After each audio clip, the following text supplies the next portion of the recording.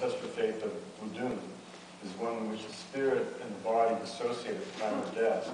The spirit goes beneath the great water, and a year and a day later is ritualistically reclaimed, put into a vessel in the temple, and in time that spirit, originally associated with a particular ancestor, becomes part of the ancestral pool of energy from which emerge the spirits of the pantheon.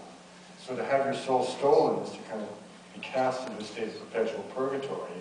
And they always say a zombie also becomes a slave, which is not a literal institution as much as, given the colonial history, something that combines with the loss of the soul, the individual willpower, to make it a fate worse than death. So the fear in Haiti is not of zombies, as the movies would imply, but of becoming a zombie.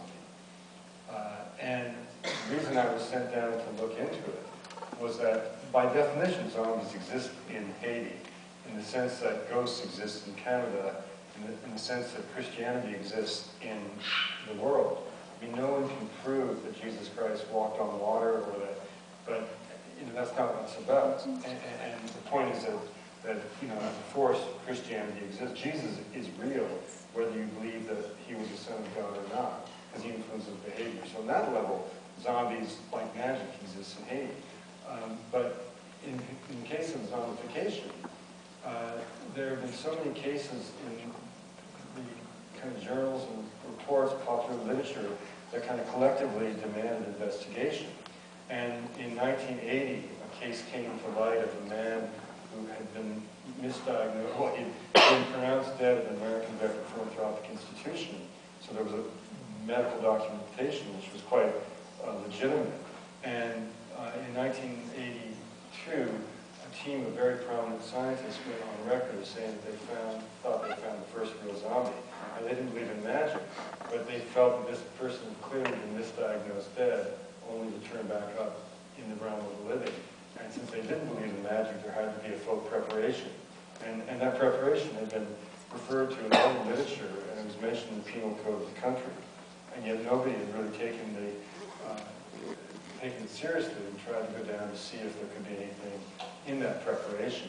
And you weren't just looking for a poison, you were looking for a drug that could make someone appear to be dead. And its potential, the person who sent me down, Nathan Klein, was kind of the guy who had won 2 Lasker Awards, which is the American equivalent of the Nobel Prize. And he was the one who in the 1950s sort of challenged the orthodoxy of Freud by saying certain psychiatric problems can be treated pharmacologically. And so everything from Thorazine to Prozac came out of that kind of movement of psychopharmacology.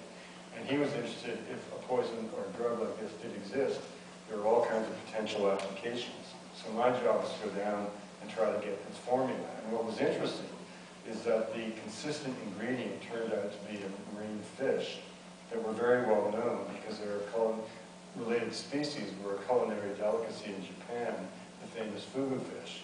And so there's a pantropical order of fish that have in their viscera at certain times of the year a very powerful neurotoxin called tetrodotoxin, which is about 160,000 times stronger than cocaine as an anesthetic.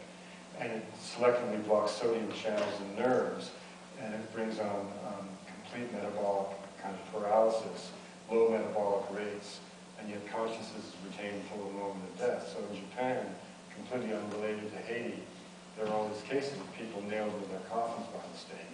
And in fact, in Japan, if you succumb to the fish, you're laid up in your coffin for 4 days to make sure you're really dead. And so this was a sort of a fascinating observation, which was all that it was, is that it was clear that the sorcerers or the negative priests in Haiti had identified in their environment a natural product that not only had a compound in it that could make someone appear to be dead, but had done so many times in the South Pacific. So that was the foundation by which I decided to take a more serious look at zombification. Well, thanks very much. Okay, thank you so much, everyone.